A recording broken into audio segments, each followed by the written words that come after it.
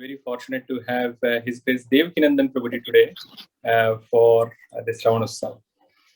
So, a brief introduction of Devakinandan Prabhuji. Prabhuji is a senior disciple of His Holiness Mahavishnu Goswami Maharaj. Prabhuji has personally served Maharaj very sincerely and closely for many years. He was introduced to Krishna consciousness in 1983 at the age of 13 in Singapore through Srila Prabhupada's Srimad Bhagavatam, and he has been studying and speaking on Bhagavatam for so many years since then. In Singapore, Prabhuji oversees the management of ISKCON Center. He's also the zonal supervisor for preaching and devotional activities in Singapore. He's also a global GBC, and he's the General Legal Counsel for ISKCON worldwide. Prior to COVID, Prabhuji, on the instructions of his spiritual master, he used to travel regularly to various countries around the world, including America and the Middle East, giving classes on Srimad Bhagavatam. Prabhuji also sings very melodious and beautiful bhajans and kirtans. And I have personally heard so many lectures from Devakinandan Prabhuji, and I admire Prabhuji's time management skills as well as so many services Prabhuji does tirelessly, and still he finds time for all of us whenever we request him to come and give some lectures and Krishna Katha for us. So, and I'm sure that in the last Sravan Utsav, those who have heard Devakinandan Prabhuji's lecture, they still remembers the mesmerizing way that Prabhuji explains Krishna Katha. And that is why, on popular demand, everyone requested that they want to hear from Devakinandan Prabhuji again. That is why we are here again. So our very grateful thanks to Prabhuji for finding time. Actually, he had just traveled a long distance in a flight, and he had just landed, and still he is here immediately in 5-10 minutes after coming home. He is ready, and he is there for giving lecture for all of us. So there are so many things that we can learn from Prabhuji. So let us welcome Prabhuji for this Sravan Utsav by loudly chanting Hare Krishna Mahamantra. Hare Krishna, Hare Krishna, Krishna Hare Rama, Hare Rama, Hare Rama, Rama, Hare Hare. Thank you very much, Prabhuji. Over to you. Hare Krishna. Thank you to Ambrish Maharaj Prabhu, and thank you to all the devotees who have gathered here. Many of you look very familiar, both when you put on the video and sometimes by name, as I recall. Some of my best experiences last year were actually having the service of having your sadhu sangha. I remember some of the questions that you put forward, and I could tell that this congregation is very serious in its sadhana and in its approach to devotional service. And I think so much of it has to do with the inspirational leadership that you are getting from Ambrish Maharaj Prabhu and Margaret. And it's also got to do with all of your individual sincerity to take up Krishna consciousness seriously. And what better way to do it than to have this wonderful gathering of Sravan Utsav. So it is actually my privilege and honor to be able to get Sadhu Sangha immediately after touching down. It's a good way to land, as I was telling Ambrish Maharaj Prabhu. Otherwise, landing can be very precarious, but landing with Bhagavatam is very good. So we want, I think I was given this nice service of looking at chapter 36 of Krishna Book, and the chapter is entitled Kamsa Sends Akrura, right, for Krishna, yes. So it's a very nice chapter. I read the chapter last night in the plane, so it was good, that I could read to try and understand some of the points that the chapter brings up. So perhaps, in this time with all of you, we can remember some nice points from Krishna Book. Om Namo Bhagavate Vasudevaya. Om Namo Bhagavate Vasudevaya. Om Namo Bhagavate Vasudevaya.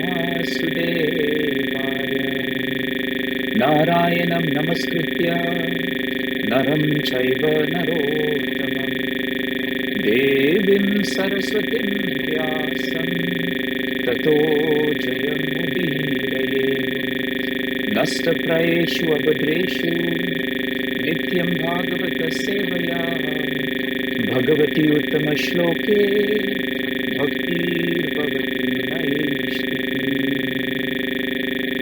Jai Grantaraj Srimad Bhagavatam ki. In this chapter, one thing I realized when I was reading this chapter, even though the chapter states actually that Kamsa sends Akrura for Krishna, this is actually at the tail end of the chapter. And while I was thinking that this chapter would be on Akrura, I then realized that the majority of what Akrura would be doing would be actually in chapter 37. But interestingly, in this chapter, there is a very nice episode. Two episodes in this chapter are very important for us. And both of them give us very nice points for us to improve and reflect on our devotional service.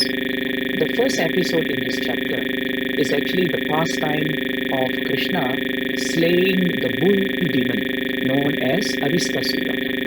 So that actually happens in this chapter. Another thing that's very important in this chapter is that up till this chapter, Kamsa had no idea that Krishna is actually the eighth child of Devaki. Sometimes we forget that, but actually up till now, Kamsa had no clue. He had no clue. He had some inclination, some idea, but it is a pivotal moment after Aristasura is vanquished by Krishna that Narada Muni will come and he will emphatically state, and basically he will leak out the whole secret, as only Narada Muni can, right, in his own transcendental way. So we'll try to understand how what reaction Kamsa had to this, and his reaction is very instructive for us. And then we will hear one point that Akrura brings up towards the end of the chapter. Akrura has a guest role in this chapter, but he is a very important guest because what he says at the end will define how we live in the world as devotees actually. Prabhupada starts this Krishna book very beautifully by saying that the atmosphere of Vrindavan Dham was always that it was absorbed in the remembrance of Krishna. This is a very important point. Prabhupada starts the chapter by saying Vrindavana was always absorbed in the remembrance and thought of Krishna. So actually this is what defines Vrindavan Dham. It is not geographical setting that defines Vrindavan Dham. It is not different places that define Vrindavan Dham. Vrindavan Dham is defined by remembrance of Krishna. And this remembrance of Krishna can be done in all the devotional activities that Bhagavatam, Srila Prabhupada and our Acharyas have given us. In 2.4.15 of Srimad Bhagavatam, how to remember Krishna and how to be absorbed in thoughts of Krishna are very nicely given to us by Shukadeva Goswami. Yad kirtanam yad smaranam yad ishanam yad vandanam yad shravanam yad arhanam lokasya sadhyo vidunoti kalmasham tasmai subhadra shravase namo namaha. It's such a nice verse. Shukadeva Goswami says, whenever we are trying to glorify Krishna, kirtanam. Whenever we are trying to remember Krishna, smaranam. Whenever we try to see Krishna with the eyes of devotees, that means ikshanam.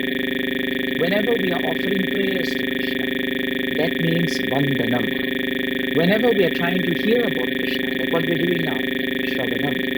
Whenever we are trying to worship Krishna, and that is arhanam. Whenever anyone does that, in any place, lokasya sadhya, whenever anyone does that, sadhya means forthwith, almost immediately.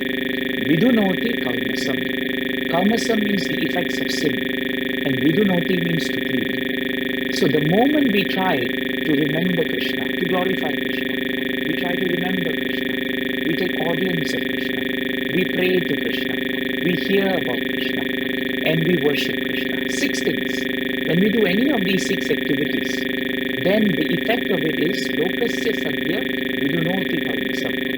Without much wasting time, without us even realizing it, even unconsciously, we do not realize that all the sinful thoughts, sinful remembrances, sinful activities, sinful consciousness, they all leave us actually. And instead, what happens is we are actually transplanted into the atmosphere of Vrindavan Dham. This is very important. That's why Prabhupada starts by saying that the beauty of Vrindavan was that everyone was engaged in remembering Krishna. This is such an important point. And that's why the gopis and all the Vrindavan Vasis, they only had time for Krishna. I think the last time when we came together last year, I remember telling you, how Bilva Mangal Thakur would remember the transcendental gossips that the gopis had. The gopis were engaged in gossip. Just like in normal material world, everybody likes gossip as a pastime. Whenever gossip is defined that two people talk about third person, that means it's gossip. And generally the third person is not there. That's why it's gossip. And in material world, gossip is very sweet because we can talk whatever we want about the third person because he's not there. And we relish it. But we don't realize in material world, when two people are talking about third person, supposing I'm one of the two, the moment I leave and another person comes, you can be very sure that those two persons will talk about me. We think that we talk about everyone, but no one talks about us. But in Vrindavan Dham, there is also gossip. But that gossip is transcendental gossip. Grahe grahe gopavadhu kadambe sarve militva samavapya yogam punyani namani patanti nityam govinda damo dharmadaveti. All the residents of Vrindavan, they would come together. And as Srila Prabhupada starts this chapter, they would be engaged in thoughts of Krishna. How? By remembering his activities, by worshipping him with love, by remembering him with love. And this was the atmosphere of Vrindavan. So the first takeaway of this chapter is very important. That Vrindavan Dham is so powerful that Srila Prabhupada, by his mercy, he transported the Vrindavan Dham into our lives. So Vrindavan Dham is a state of consciousness. That is what defines Vrindavan. Prabhupada said famously that any place where Krishna consciousness is practiced sincerely, that place is Vrindavan. So if you may be in New Zealand, but for now, for an hour, you are absorbed in chapter 36, all your thoughts and consciousness are now in Vrindavan. It doesn't matter that your sharir is in New Zealand, but you are now in Vrindavan. But even then, Prabhupada writes very nicely, because Kali Yuga was advancing and because there will always be envious people, even those who were peaceful in Vrindavan, there were still demons who tried to contaminate the atmosphere of Vrindavan. And isn't it true in our normal lives also?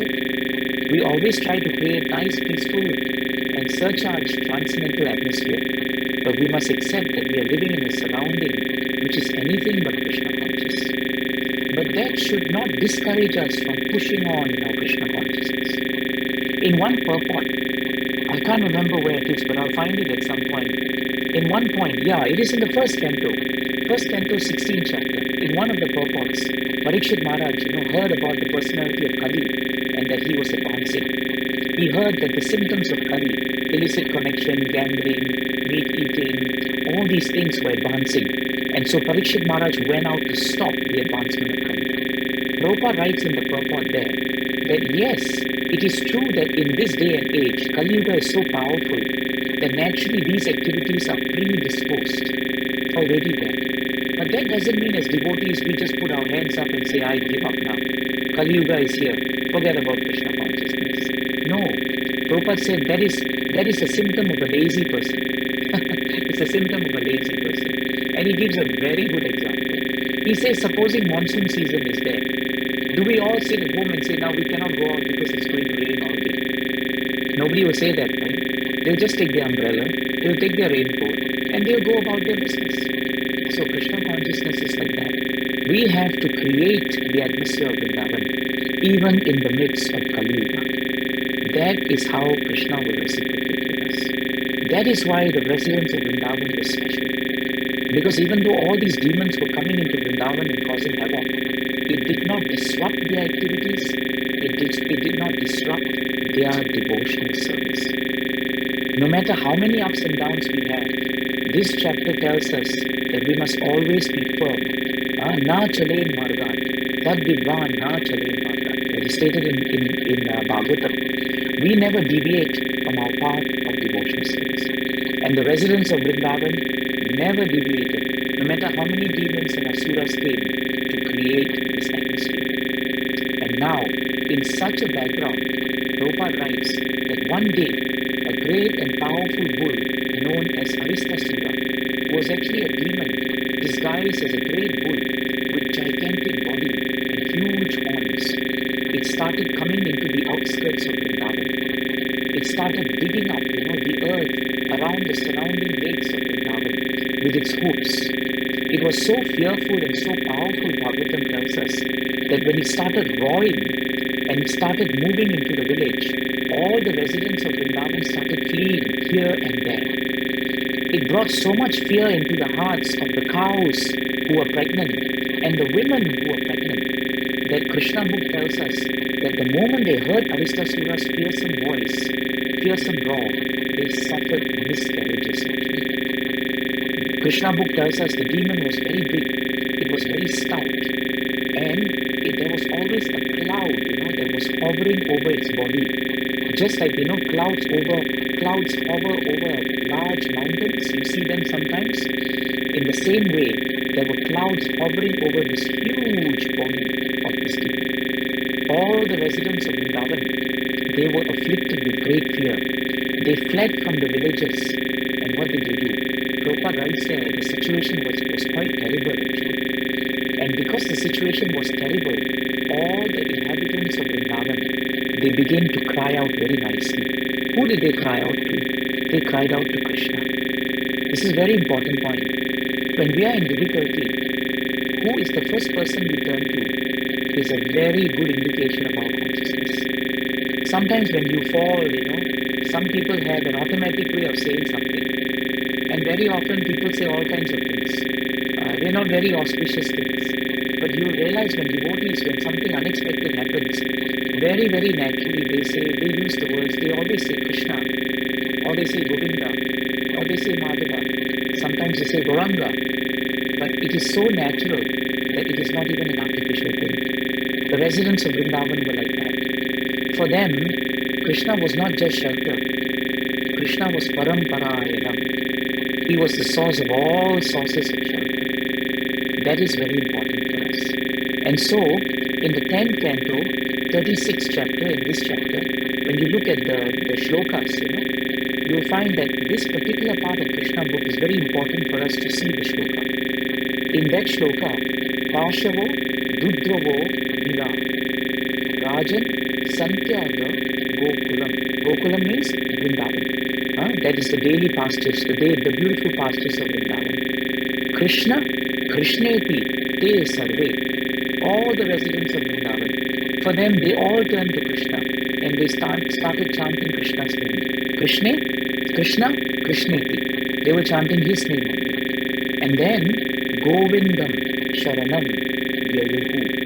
This word Govindam Sharanam is very important. You will realize in Krishna Book and in Bhagavatam, there is no accident why the great devotees of the Lord sometimes use a particular name of the Lord in a particular situation. There's always a reason. When the residents of Vrindavan saw Aristasura, immediately the first word that they came in mind was the word Krishna. And for them, Krishna was whole and soul. And Krishna is the original and the supreme personality. Therefore, the residents indicated to Krishna that he is first and he is last for them. He is the first word and he is the last word for them. That is why they called him first as Krishna. Then they said, "Oh Krishna, please save us, please save us." And at the point when they say, "Please save us," they say, "We are now surrendered to you, Sharanam." When they say Sharanam, they now use the word Govinda. And why are they calling the Lord as Govinda? Because of two reasons. One, the word Go is there. Go has two meanings. Go means cow, and Go also means census. The residents of Vrindavan were not so much afraid for their safety. They were more afraid for the safety of the cows and the calves. This is the mood of a devotee. A devotee is never looking out for their self-interest. They are always looking out for the interest of others actually. They never put themselves first. And so the residents of Vrindavan automatically prayed to Krishna as Govinda, because they were indicating to Krishna that please, you first save our cows and calves. The same thing they said to Krishna in Golden Hill when he lifted also. They also addressed him as Govinda, because they wanted the cows and the calves to be saved. And that is the first reason. The second reason our acharyas say that he is known as Govinda is because they said that Krishna, our senses are disturbed by this Aristasura. But you give pleasure to our senses, and that is why you are Govinda. So please, now replace this disturbance of misery which is afflicting our minds, and give us the joy of our senses being surrendered to you. So Govinda Sharanam, that is why these two words are there. If we want to surrender to someone from whose advantages, we should know that we must surrender to one who is worthy of surrender. In this world, many people surrender to things. Someone may surrender to the boss. Someone may surrender to wife. Wife may surrender to husband. We may both surrender to children. We surrender to our parents. We surrender to situations. But this is not worth taking shelter of. Because all these things that we take shelter of, they will also die. Their situation is also impermanent. So why to take shelter of them? So the word before Sharanam is considered to be Sharanyam. Sharanyam means one who is worthy of taking shelter. So whenever we think of who we should take shelter of, we must remember the residents of Vrindavan in this episode where they saw Aristasura and they surrendered to Krishna, because Krishna is Sharanyam. He is one who is truly worthy of surrender. And he is worthy of surrender because he will protect the cows and the calves. And only he can give our mind the pleasure of senses, true pleasure. Then the residents of Vrindavan, when they saw Aristasura getting momentum and building the momentum and running into the village, again they turned to Krishna and they said something very nice in the next shloka.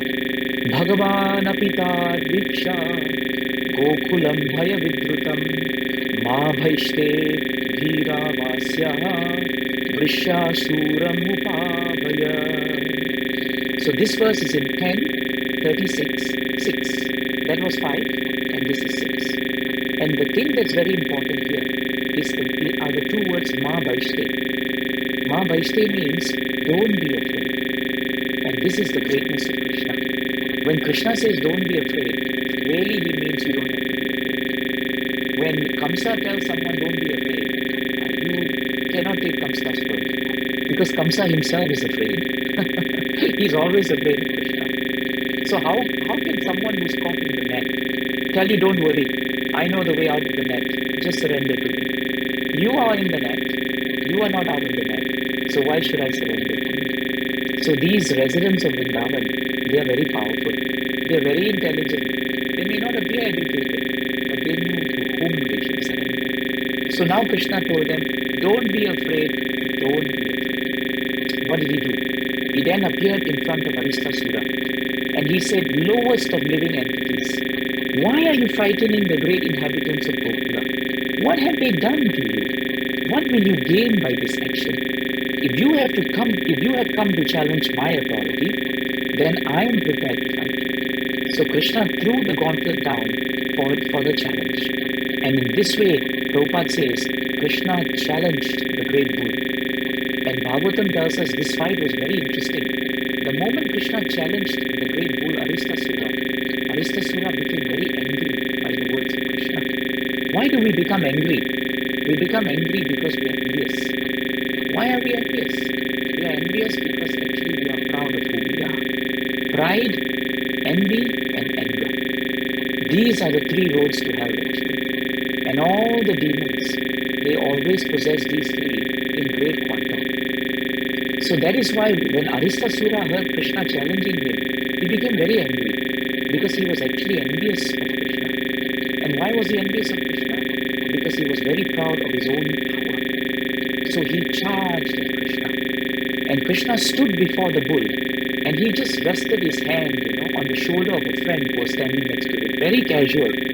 Nothing, not in a warrior stance, not getting ready with weapons. He just put one arm up. You've seen him do that with Balaram, isn't it? He did that with his friend, one of the Gopas actually. And as Aristasura proceeded in anger, he dug the earth with his hoofs. He lifted his tail, Bhagavatam says, and then he rushed at Krishna. As he pointed his horns at Krishna, and he charged him like a thunderbolt from Indra, Krishna very, very, very powerfully and immediately just caught the horns of this bull, and he just tossed him away like a gigantic elephant can toss away a small elephant. Another thing about Bhagavatam I like is how Bhagavatam makes comparisons. You will never forget the fights when you remember the comparisons. Like when Britasur was fighting, with Indra, and Indra throws his powerful mace. Bhagavatam tells us Britasur caught the mace like an elephant would catch a garland of flowers. You'll never forget, right? It's so graphic. So here the description is like a gigantic elephant can just throw away a small elephant. Krishna just took the Aristasura by his horns and he just repelled him. Aristasura started perspiring and he appeared very tired, but he took the courage based on his pride and envy and his anger, and he got up. Again, Bhagavatam says, he charged Krishna with great force and anger. And while rushing towards Krishna, he breathed very heavily. Krishna did nothing extraordinary because Krishna himself is extraordinary. He just easily caught the horns again, and this time he immediately with great force threw down Aristasura to the ground. And when he did that, he broke the horns of this great bull demon.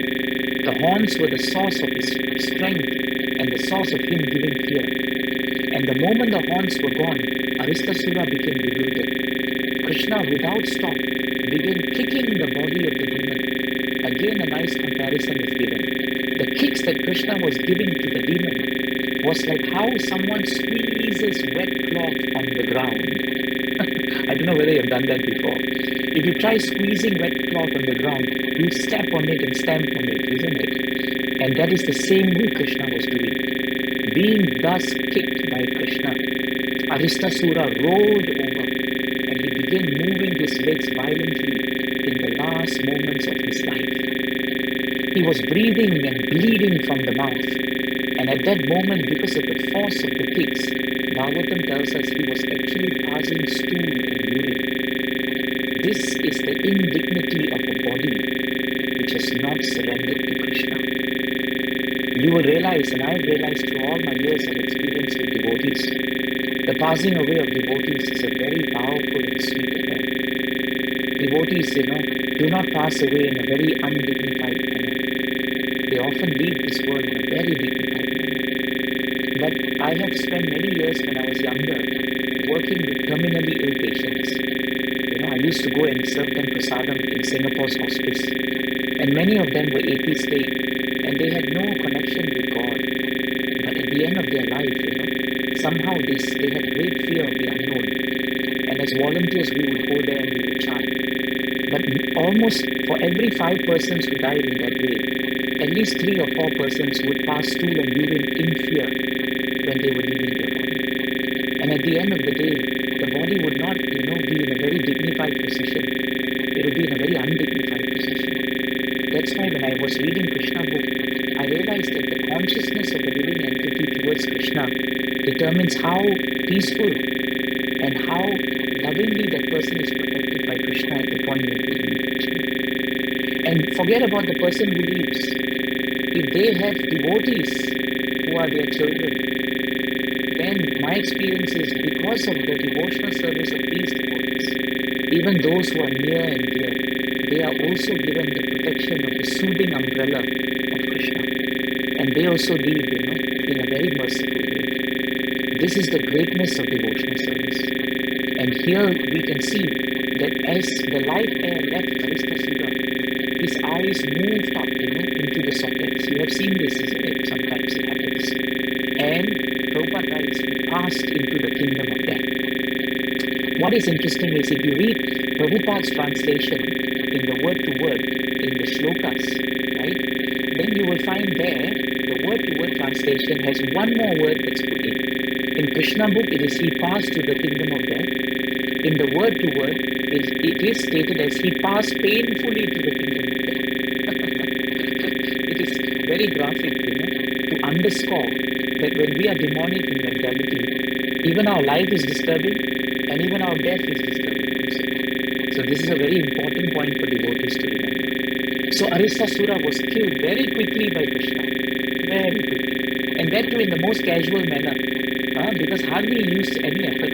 And all that time he was putting one hand on the shoulder of his hand, or on the shoulder of his friend, and with the other hand he was just tossing Aristasura like one would toss wet cloth on the ground. That is Krishna. When the Devatas saw this, they showered flowers. Krishna was the life and soul of the inhabitants of Vrindavan. And all the inhabitants of Vrindavan, when they looked on him, they became what Bhagavatam tells us, For them, he was what we call in English the cynosure. Prabhupada uses a beautiful word, cynosure. Cynosure means he was the source of all that is good. He is the source of all that is inspiration. Now, when you read the word-to-word meaning of Krishna, at the point when Krishna confronted Aristasura, Bhagavatam uses the name of Krishna as Hari.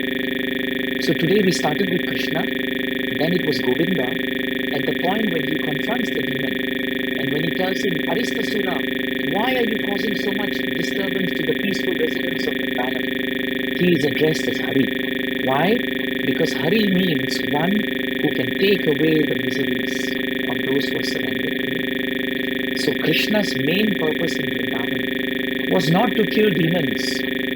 That's a byproduct. Krishna was not a killing machine, by the way. Krishna came to always relieve the distress of his devotees, to take away the miseries. And that is why in this pastime, from Krishna, he becomes Govinda, and then he is known as Hari. And when Krishna began fighting with the demon, all the shlokas address him as Bhagavan, not as Krishna, as Bhagavan. Why? Because Krishna is full in all his opulences, and he displayed his opulence of great strength, something that no one could do. So now that Krishna had killed everyone, all the other demons before, and now he had killed Aristasura, Krishna Book tells us he entered the village of Vrindavan to the joy of all the devotees. And all the devotees looked at Krishna and they were so happy to see him. And at that point of time, Bhagavatam describes Krishna in a very beautiful way. He is described there as Gopinam Nayana Utsavaha. So nice. Gopinam Nayana Utsavaha. Very beautiful. You can find it in 10, 36, 15. It's a very nice way to remember Krishna. Gopinam Nayana Utsavaha. He who is a festival for the eyes of the gopis. And gopis not only refers to the gopis, it refers to all the residents of Vrindavan. Krishna is a perpetual feast for the eyes of the devotees. Isn't it true? Whenever we take darshan of Krishna in the temple, the deities in our house, why we like Krishna? Because in all his forms, Krishna is always smiling. Imagine today Krishna smiles, tomorrow he's in bad mood, he's very grouchy, third day he's very grumpy. Nobody will come and see the deity of Krishna. That's why nobody wants to see our face. Because one day we are happy, next day we look like monkeys, third day we are very handsome. Nobody wants to look at us. But everyone wants to look at Krishna. Why?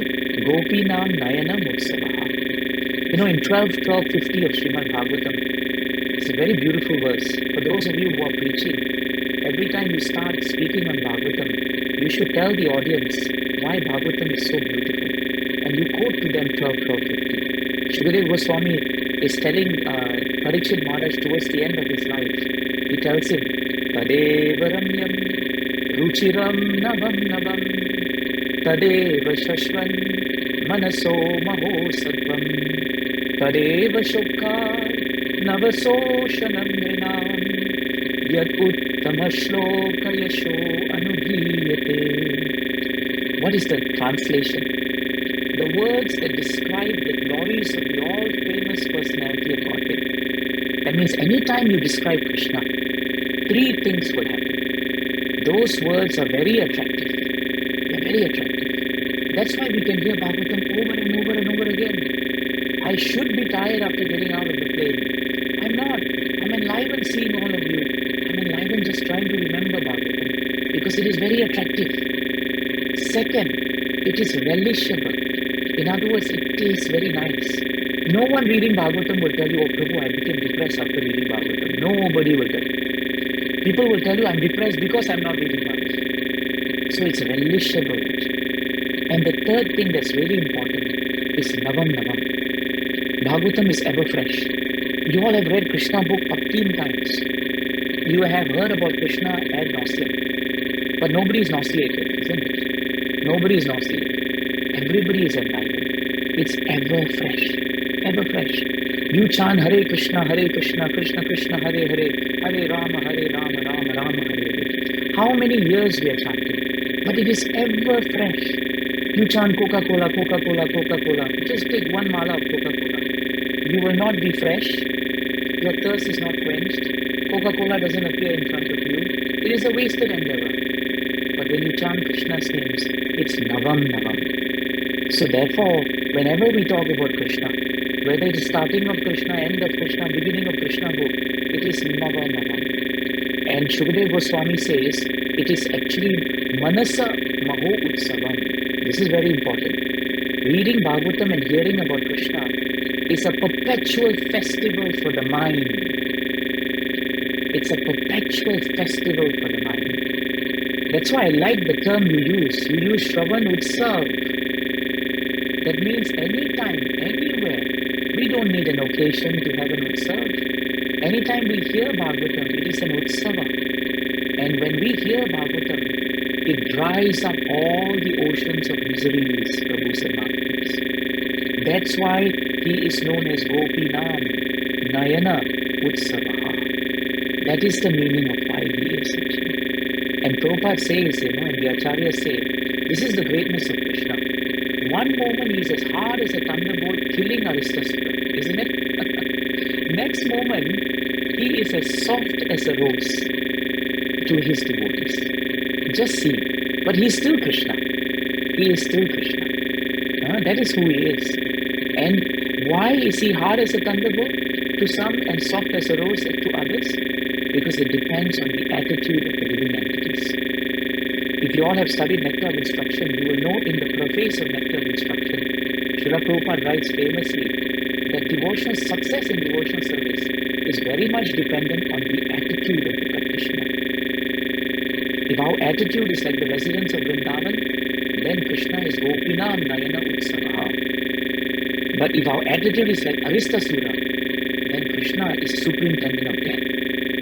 Death personified. That was what Krishna was actually. So this is a very important point that we should not forget actually. Now the other thing that's very important is who is Aristasura? At this point of time, Bhaktivinoda Thakur, in his nice commentaries, he writes very nicely that each demon in Krishna Leela actually represents a particular anartha. You all know that anartha actually simply means unwanted habits. They are desires that we should not have in our hearts. And these desires will turn into habits actually. So Bhagavatam tells us that actually this Aristasura actually represents a very important anartha. It symbolizes complete disregard for bhakti. That is what Aristasura symbolizes. When we don't have regard for the value of bhakti, then Aristasura, the demon, emerges in our heart. When you do not have taste or you don't have high regard for devotional service, even if you don't have taste, Prabhupada said, just theoretically accept devotional service in Krishna.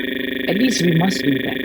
If we don't do that, this disregard for bhakti will transform into the second aspect of Aristasura. And that is, we will then look around for cheating religions. We will look around for those religions which actually do not give us spiritual life. They may give us dharma, some artha, some kama. They may even give us some moksha, but they will not give us bhakti. Bhakti is a rare commodity, Prabhus and Matajis. And therefore we must slay Aristasura in our hearts. Because otherwise, When we allow Aristasura to grow in our hearts, we will develop pride in cheating religions, and that pride will be the start of the end of our devotional service. Instead, we must follow the residents of Vrindavan. Tasmad ekena manasaha Bhagavan sarvatam pratihi Shrotavya kirtitavyascha Dhyeya pujaschcha nityana. 1:2:14 of Srimad Bhagavatam. The residents of Vrindavan were one-pointed, tasmad ekena manasa, one-pointed in their devotion. They constantly were hearing, glorifying, remembering, and worshipping Krishna. Why? Because he is Bhagavan Sarvatam Patihi. He is the one who's protecting them. And that is why they became very peaceful. So this is the first half of chapter 36. It's very clear now. This is Aristasura's pastime. And this is Krishna killing Aristasura. And this is how we must pray to Krishna to slay the Aristasura in our heart and to learn from the residents of Vrindavan how to see Krishna as Gopinam Nayana Utsav. That's how we should see. Now the second part of chapter 36 is very important because it brings us another important principle of devotional service. Bhagavatam tells us in Krishna Book that it was only after this incident that Narada decided to disclose to Kamsa the secret of Krishna. Now Prabhupada writes that Narada Muni is generally known as Deva Darshana. Only the Devatas can actually see him. Those who are not qualified, just like they cannot see Krishna, they also cannot see Narada Muni. That's why when Prabhupada was moving around in all the programs, sometimes people would say, Prabhupada, no one is in the program. And Prabhupada one time famously said, no one is here. No, Narada Muni came for the program. Whenever we are having nice kirtans, Narada Muni is here. And we can't see him. But great pure souls like Prabhupada, they can see him.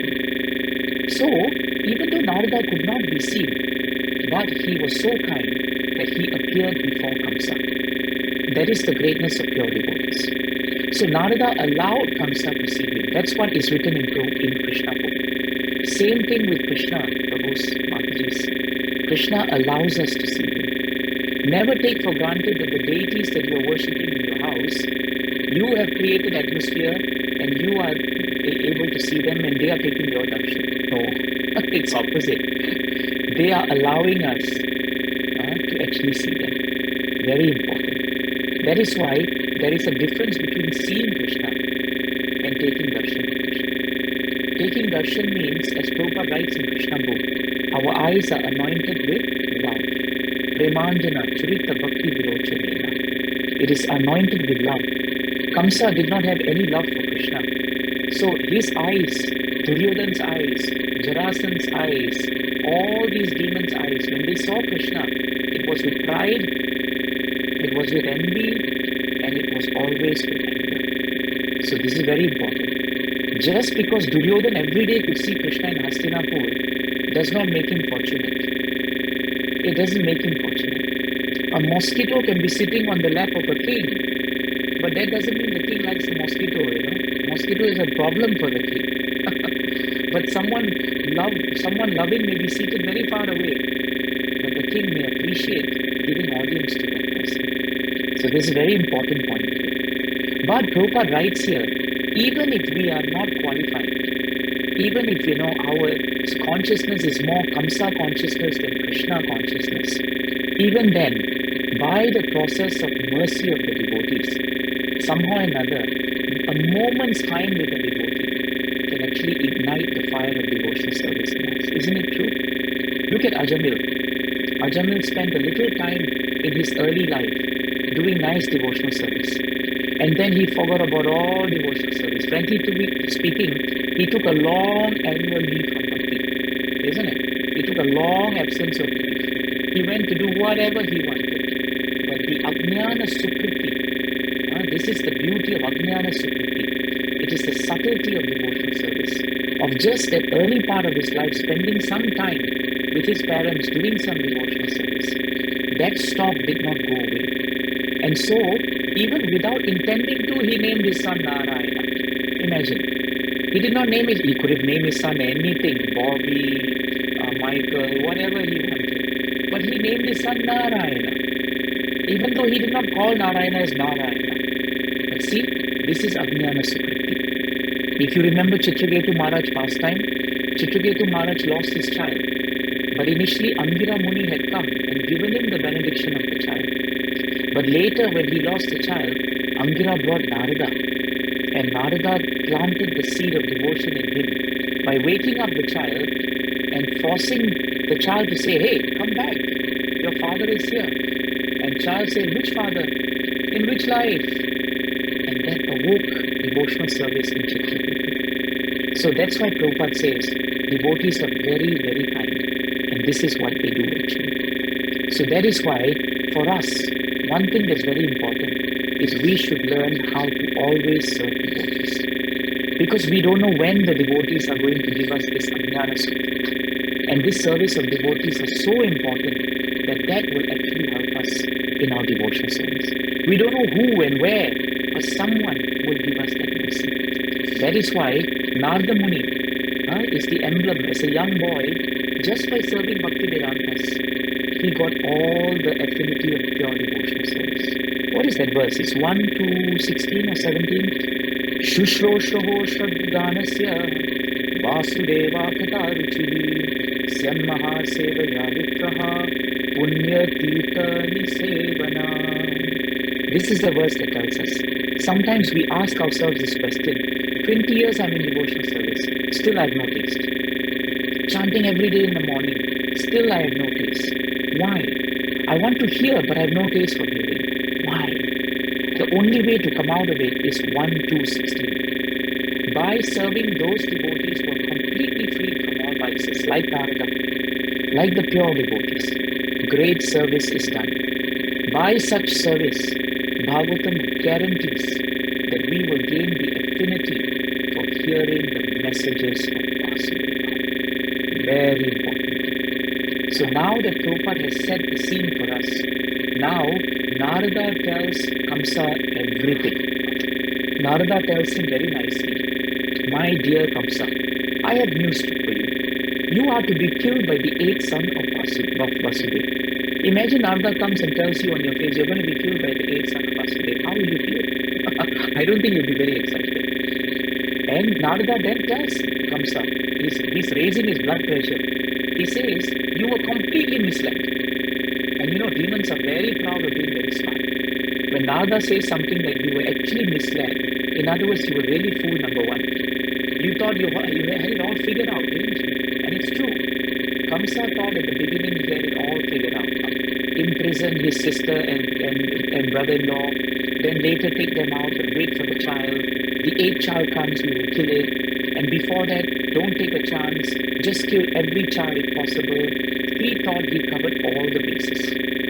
But now Narada Muni is telling him that Vasudeva had tactfully hidden both Balaram and Krishna in Vrindavan, out of your sight. You were looking here, but they were there. That's what happened actually. So all the asuras and everyone that you sent to kill different children, they were actually killed by Krishna and Balaram. This was news to Kamsa. This was really news. Now Krishna Book tells us as soon as Kamsa got this information, what did he do? He took out his sharp sword and prepared to kill Vasudeva. Again he wanted to kill him. Why? Because he was very upset because Vasudeva had been duplicitous with him. Demons are like this. They can be duplicitous with everyone. That's okay. That's acceptable. But you cannot be duplicitous with them. Then they become very righteous. This is demonic behavior actually. So now, Narada Muni told him, what's the point of killing him? There's no point. Instead of killing him, Narada says, better you try to kill Krishna. Narada Muni is saying, better you try and kill Krishna and Balaram. Now Prabhupada writes there that actually Narada wanted to hasten the pastime of Krishna killing Kamsa. So he was actually provoking Kamsa very much. You all have heard of this word provocation, isn't it? You know, sometimes you don't have to be provoked physically to do something. The tongue is the perfect instrument for provocation.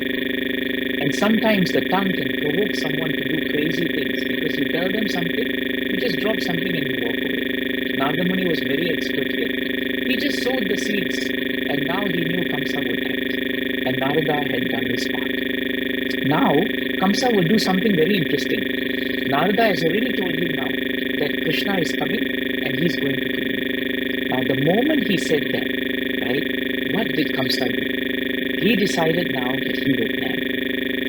I use the word plan here because the last part of this chapter is all about planning. We are always planning our lives, but we don't realize that we may have one plan, but Krishna has another plan. Have you all experienced in your life how you plan something and you keep going in one direction, but every time you go in that direction, you are forced to turn around? It's like going straight and you have to make a U-turn. Going straight, you have to make a U-turn. And after a while, you start realizing, hey, my plan is A, but it's becoming obvious that Krishna's plan is B. Now, Kamsa decided, I don't care what Krishna's plan is for me. I'm going to make my plan and my plan will override Krishna's plan. So now, Kamsa began to plan. What was his plan? His first plan, he put into action. He caught hold of Devaki and Vasudev and he dispatched them into prison. So many of us don't realize that after Vasudev Devaki came out of prison, halfway through Krishna Book, they went back to prison again. They only come out when Krishna kills Kamsa. They went back again now. Then, second plan, he called another demon called Kasi. And he told Kasi, now I have a fix on who is actually going to kill me. It's actually Krishna and Balaram. So go now to Vrindavan and kill them immediately. So now he thought, I've imprisoned these two persons. Now I will be proactive. Instead of Krishna coming me, my plan is I'll catch him. So what did he do? He sent Keshi demon. But Kamsa is a big planner. No? Now he had plan number 2. He said, then he called all the powerful elephant trainers. Kamsa had a lot of powerful elephants whom he trained to kill during warfare. Of all those elephants, the greatest elephant was the famous elephant Kuvalaya Pida. Very powerful elephant. So he told the expert elephant trainers, train this elephant and keep it in the wrestling arena. I'm going to arrange a wrestling match and invite Krishna and Balaram. Supposing plan A fails and Kasi does not kill them, then I'm going to invite them like an uncle, good uncle. Come and wrestle in Mathura. In that wrestling, before they reach the arena, you plant Kuvalaya Pida just at the start of the wrestling arena and get this elephant to capture Krishna and Balaram and then let loose the elephant on them and the elephant will kill them. So this was plan number 2. But Kamsa is a great planner. He went to plan number 3. Plan number 3 was he called all the wrestlers and he told the wrestlers like Chanura, Mustika, he told them, now I'm going to arrange for a big wrestling match. Prabhupada writes, even in those days, people like wrestling. You all must have heard about today's wrestling, isn't it? What is that? World Wrestling Federation and all.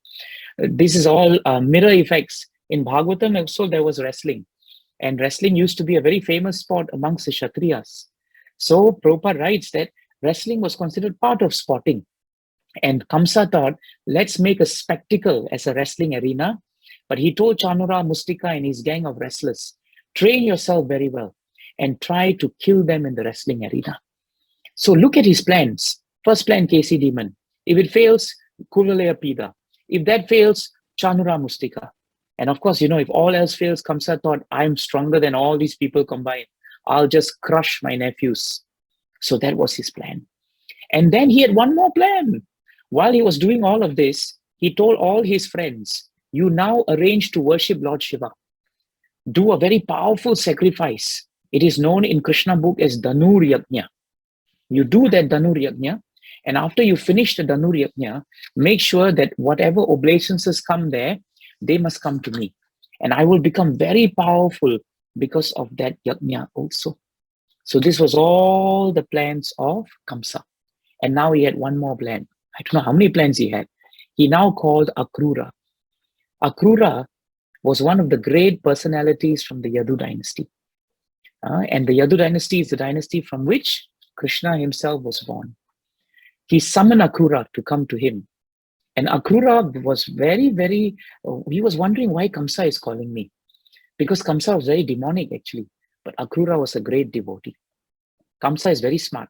When Akrura came, he very politely shook hands with Kamsa. With Akrura, sorry. And then he told him, my dear Akrura, actually, I have no better friend than you in this dynasty. This is also demons. When they want to be nice, nobody can be nicer than a demon. So he said, no one is more dear to me than you. You are very munificent by nature. And as a friend, I am now begging charity from you. I have taken shelter of you exactly like Indra has taken shelter of Vishnu. I request you, my dear, dear Akrura, take your chariot and go to Vrindavan immediately. Find two boys there named Krishna and Balaram. They are the sons of Nanda Maharaj. Take the nice chariot. I've had it all prepared. The horses are ready. Everything is ready. There'll be space for the boys. Bring them here immediately. That is my request to you. Now I'll tell you why I want them to come. My plan is to kill these two boys. As soon as you bring them here, they go through the gate, there'll be a giant elephant, Kuvalayapida, waiting.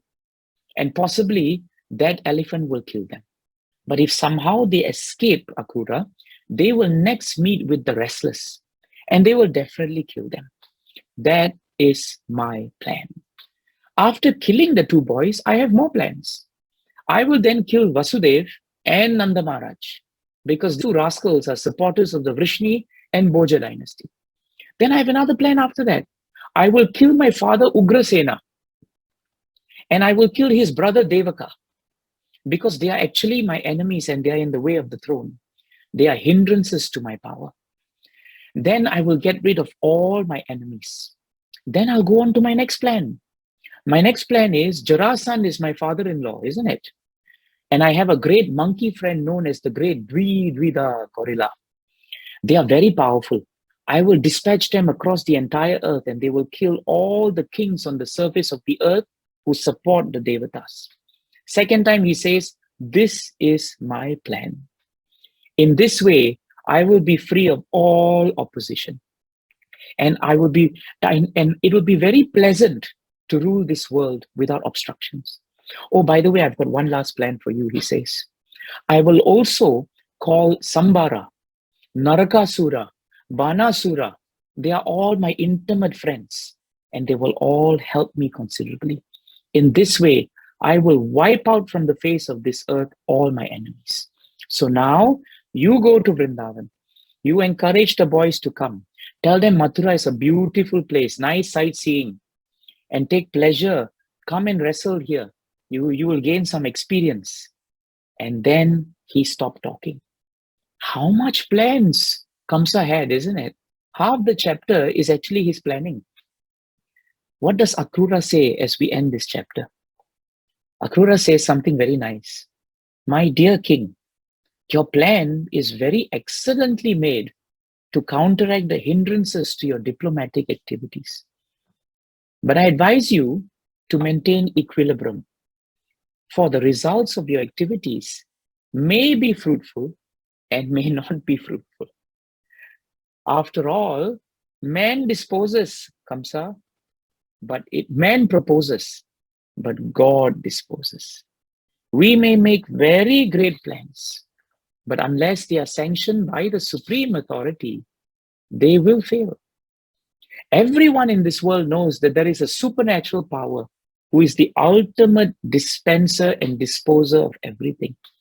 So Kamsa, you may make very great plans with a very fertile brain, but you must know that you are subjected to the fruits, which are misery and happiness.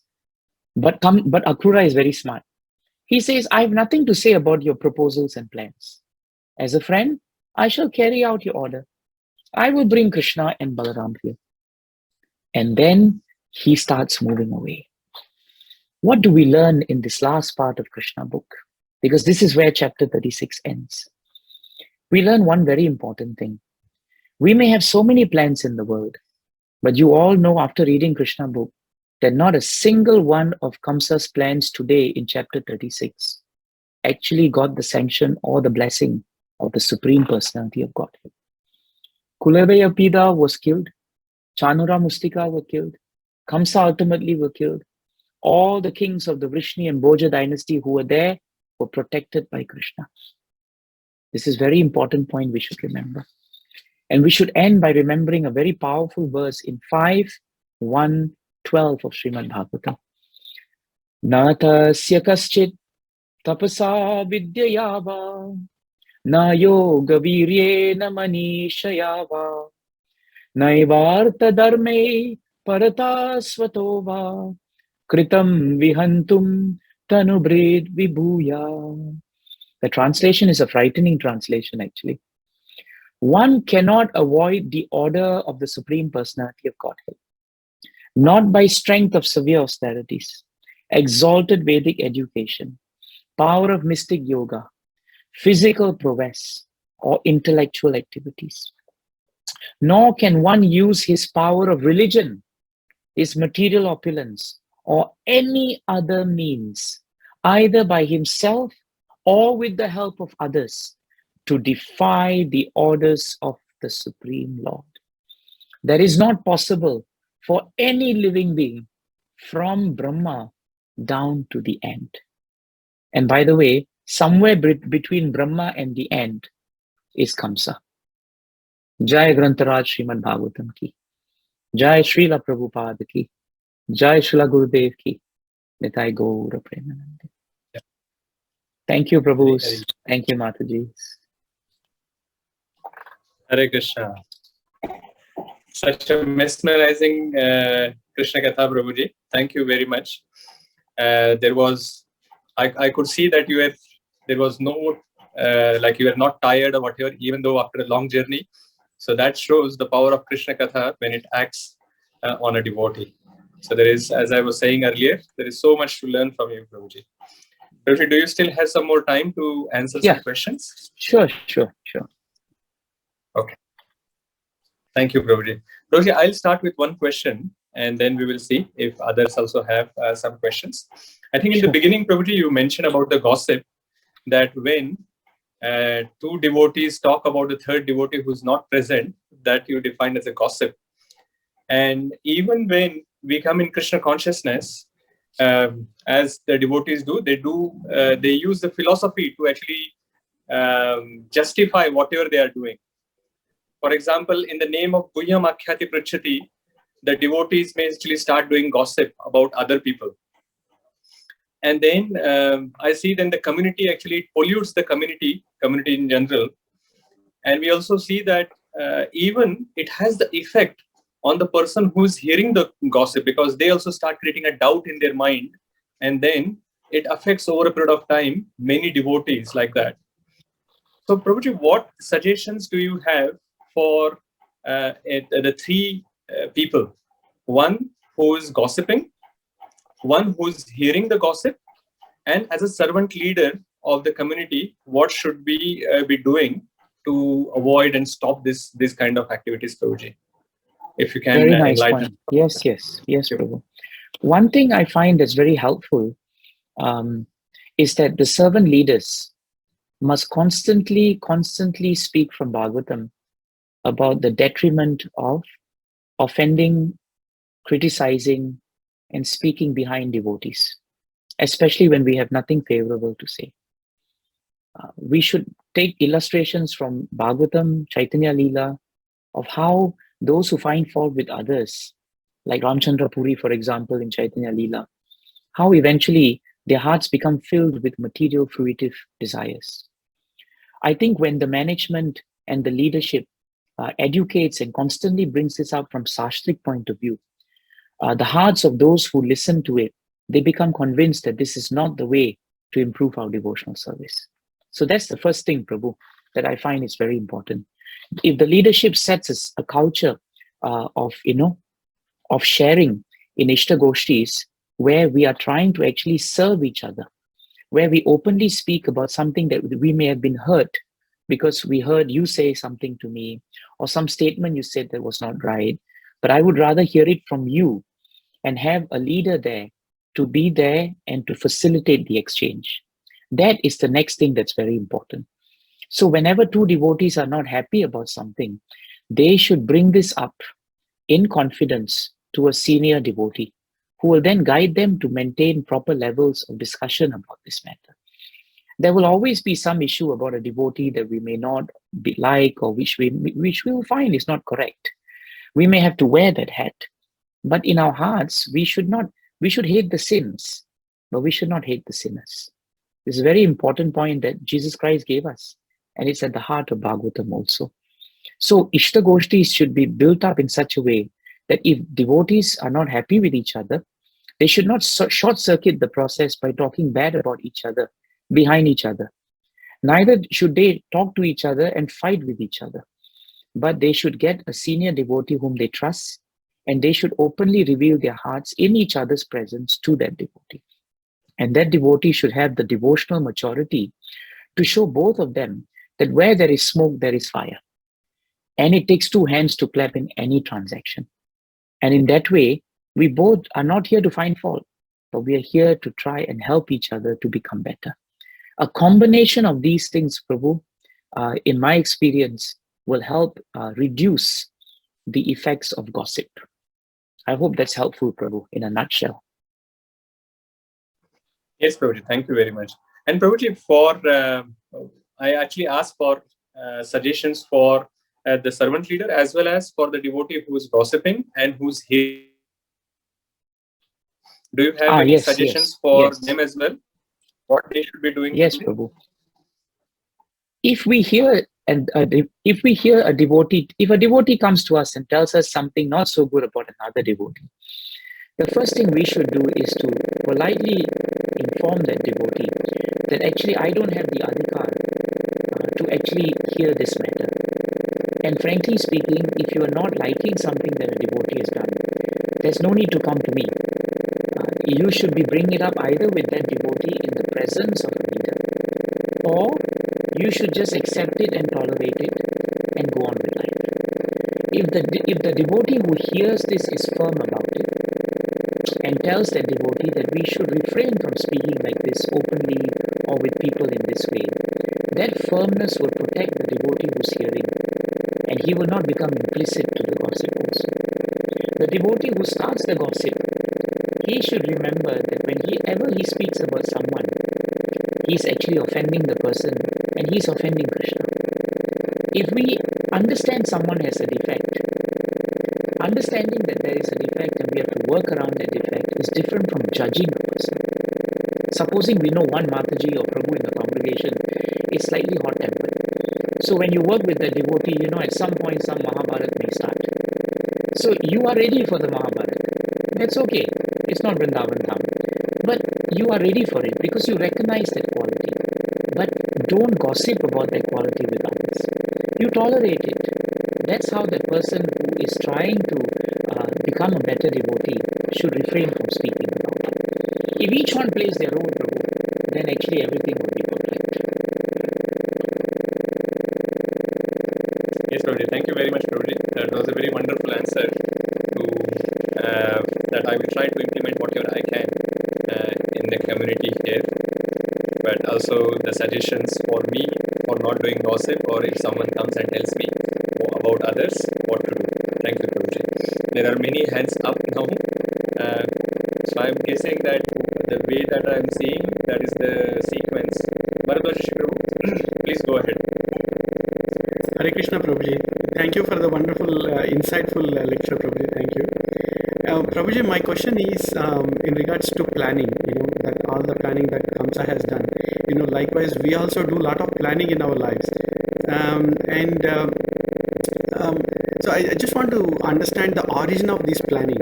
See, mind, one of the characteristic of mind is thinking, feeling and willing. So one of them is thinking. So it does all the thinking and comes up with ideas and all that. So, and mind is actually part of the Prakriti.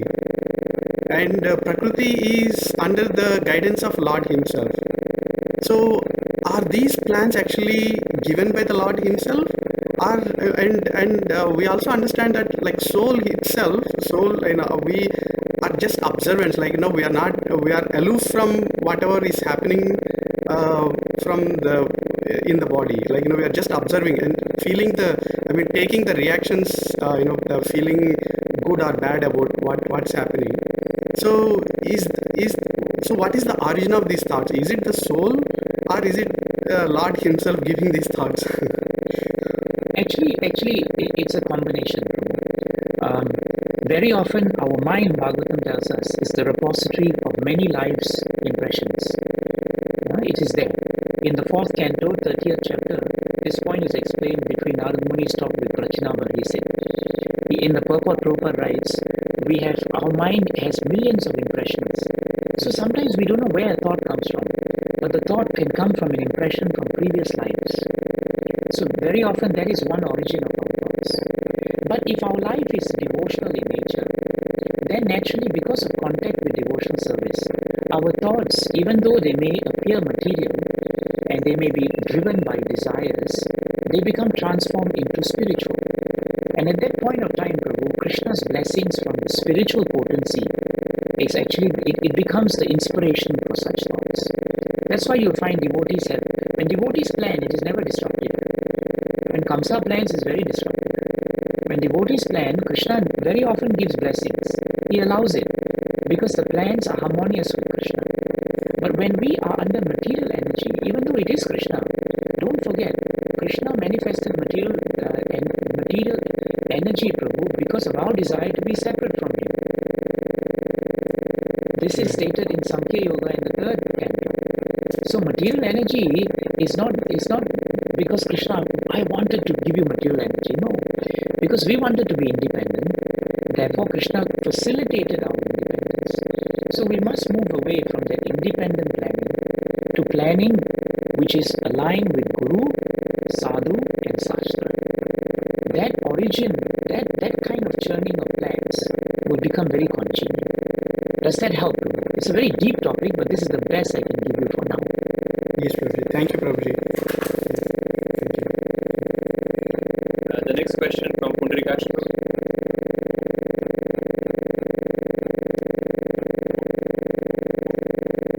Krishna Prabhuji. Hare Krishna. Thank you very much, Prabhuji. Thank you for your mercy again on us. It was a very nice lecture, Prabhuji. Prabhuji, I have a couple of questions, but I'll start with one. Probably if I have time, I'll ask later again. So when Kamsa is planning, and he was talking to his associates, he is mentioning about that Indra, that thunderbolt thing, and how Indra is rendered to Lord Vishnu, right? So that means Kamsa is actually accepting Lord Vishnu as Lord, right? And then he also says, I was reading along with you, and it was another verse saying that these 2 boys were sent by the planning of demigods with the mercy of the Lord Vishnu. So when he accepts Lord Vishnu as a Lord, and he understands these 2 boys are coming with the mercy of the Lord, even though he doesn't understand Krishna and Vishnu, Krishna is himself is Lord Vishnu, but still he understands that they are coming from Lord Vishnu's blessing. Then why he is going against the Lord? It's a little bit bewildering. It's a very good question. Very good question. The answer is very straightforward, Prabhu. Actually, it applies to us. Many of us accept Krishna as supreme. Many of us accept that many things are coming from Krishna. But very often, even though we accept it, it doesn't necessarily translate into us following it. We may not follow it. And the reason why we may not follow it is because maybe we have some pride. We are not convinced. All the demons in Bhagavatam are very consistent. Look at Hiranyakashipu. Hiranyakashipu in the 7th canto had an entire chapter where he was pacifying his mother Diti that your son's death is actually the result of providence, and that the soul is eternal. Why are you crying about your son? His philosophy was perfect, Prabhu. Kamsa also accepted that Vishnu is there, and he accepted that Vishnu is supreme. That is why when Kamsa is slain by Krishna, his destination is higher than most of the atheists. It is stated in Krishna Book that his destination is much higher because he knows that Vishnu is supreme. He just doesn't want to accept it. So knowing something and accepting it is a vastly different thing. And that is why you find that even then, the demons of those years, or at least during Bhagavatam time, actually they were better demons, if I can use the word, than those who are in Kali Yuga. At least they accepted the authority of Vishnu. In Kali Yuga, people don't even accept the authority of Vishnu. So how much degraded that must be. So Prabhu, it's a very important point. Kamsa accepted the authority of Vishnu. Accepted in the sense that he knew there was a Vishnu. But he did not accept the authority of Vishnu over him. That is the subtle difference. I hope that helps. Yes, thank you. Thank you, Prabhuji. The next question is coming from Sudharma Mataji or Sudanwa Prabhuji. Hare Krishna Prabhuji, Dandavat Pranam. Thanks for the wonderful lecture. It hit me when you said Krishna is not a killing machine. So it was a very profound thing. Prabhuji, the question I got is regarding Akrura. Akrura was a minister for Krishna all through, or he was for Kamsa all through, or he was actually just he was called upon only to send this message to Krishna? You see, Mataji, because Kamsa was part of the family of the Vrishni Bhoja dynasty, there was a lot of overlapping appointments. Everyone was actually working with Kamsa, they were working with Devaka, they were working with Ugrasena. The problem is Kamsa was like the poison in the family. So devotees sometimes, they are kind-hearted, they don't condemn the demons, and if they are born within the same family, they also have relationships with them. Just like, the Pandavas were growing up with Duryodhana and gang. The Pandavas were always nice to them, actually. And they mixed with them. They didn't say, no, this is Asatsanga, I don't want to talk to you. So Akrura was like that too, He was also mixing with Kamsa. He was also polite to Kamsa. He respected Kamsa. So that was the position, Mataji. And that's why it was very fluid, you see. And that's why he decided, I'll take this up, not to please Kamsa, but because this is a chance for me to go and see Krishna. But why he chose Akrura? Was there any specific reason? He knows he is a devotee of Krishna. Then he could have chosen some other, like he has been sending so many demons. He could have sent some other person just to bring them. Why a devotee to get them to kill, right? You see, he wouldn't send a demon to bring Krishna because the nature of demon is to want to kill Krishna. He knew that only someone with the nature of a devotee will actually be able to attract Krishna. So Kamsa knew that much. That if he imagine if he sent KC demon is not going to say, Krishna, please come with me now, sit on my back. He will fight with him. But he knew that Akrura was the devotee. So he thought, well, why don't I use a devotee to bring Krishna here? Demons think that way too. Demons use everything to their advantage. But by using a devotee, Kamsa actually facilitated Akrura's pastime with Krishna. So therefore, even if we are demonic, if we are in touch with even some point of devotional service, that devotional service will continue unhindered. So that is why Kamsa sent a devotee, because he knew in his heart of hearts that if he sent a demon, Krishna will never come. But if he sends a devotee, Krishna will definitely come. Nice question, very nice question. Prabhuji, do you still have some more time, Prabhuji?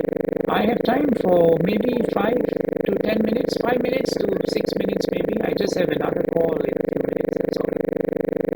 Happy to take whichever hands are up, I'm happy. Okay, fine. So the next question is then coming from Sannivas Prabhuji. Hare Krishna Prabhuji. So I will just request the devotees when they are asking questions that they can be brief in questions so that Prabhuji can give longer answer. Thank you. Hare Krishna Prabhuji. Very well. Prabhuji, you mentioned about dharma, dharma, artha, kama, and moksha, and you mentioned the bhakti is the supreme. So can you tell us a little bit more on bhakti, like why it is supreme? A lot of people only stop at only 4. They doesn't know the 5th point. So very good point.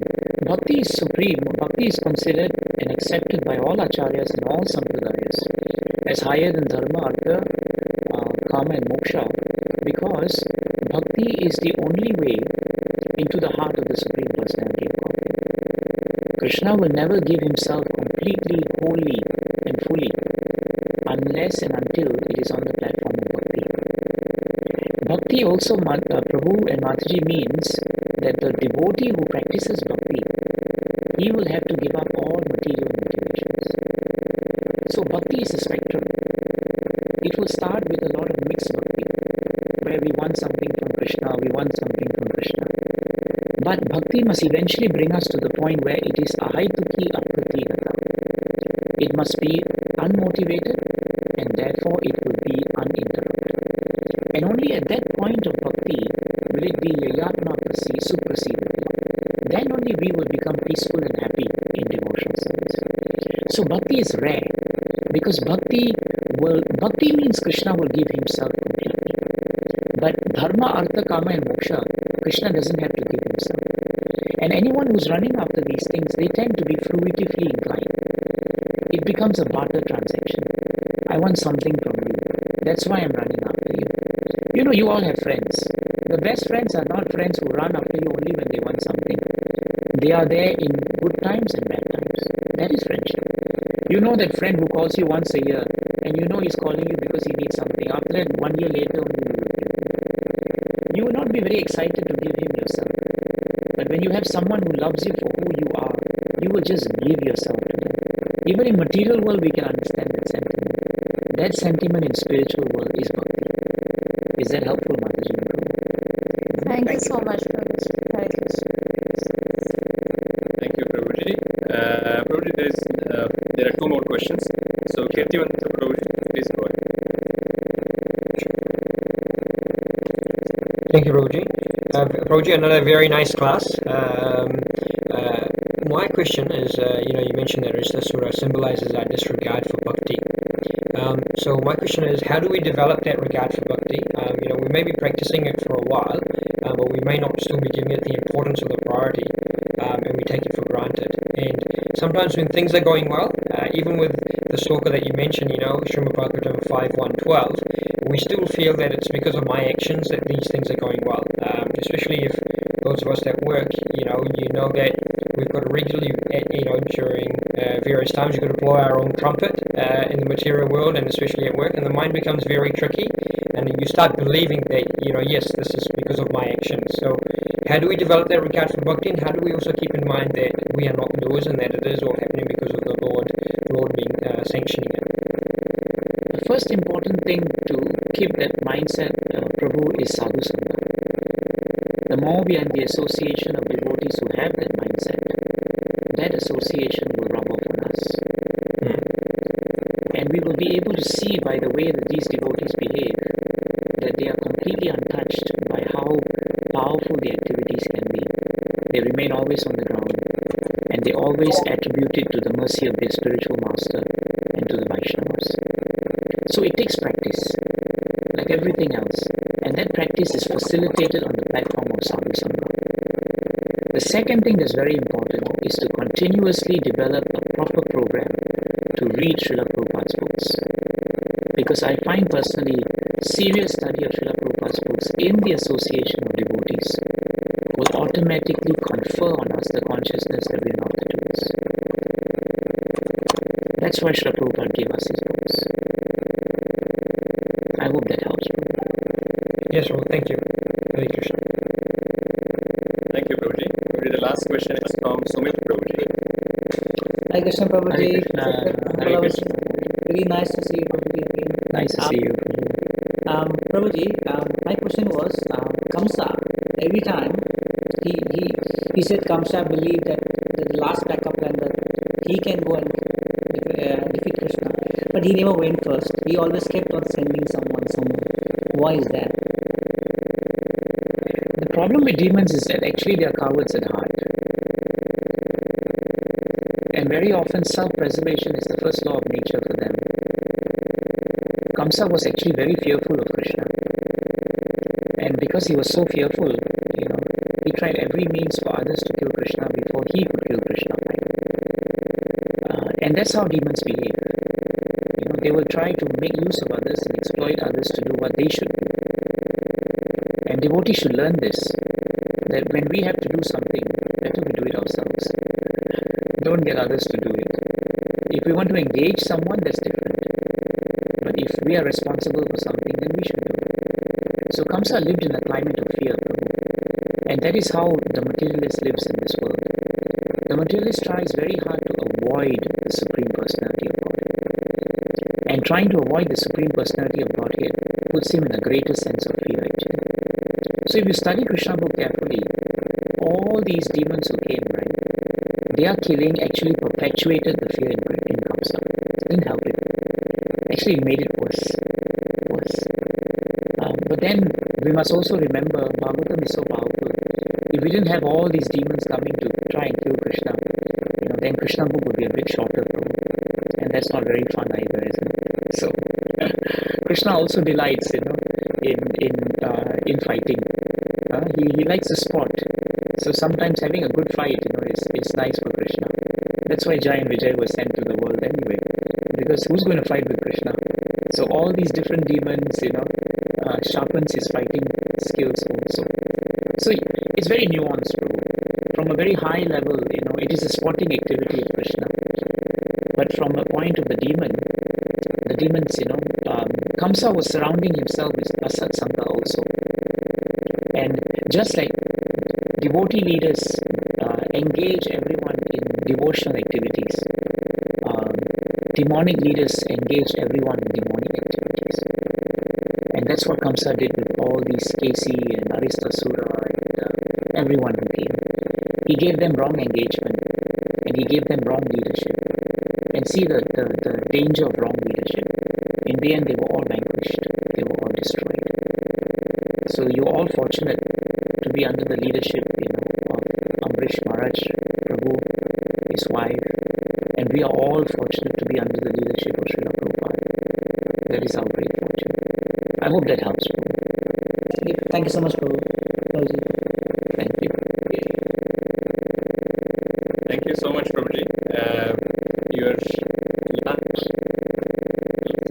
was so wonderful, and I took so many notes, and some of those points we have already started implementing in Wellington. So I'm sure that from this lecture as well, we will be able to implement some practical things as well in our day-to-day life here, and that would definitely take us further and closer to Krishna. And we are hoping that we will be able to hear from you again in the Sravan Utsav, and I'll touch base with you to find out when next you are available, so that we can hear from you again.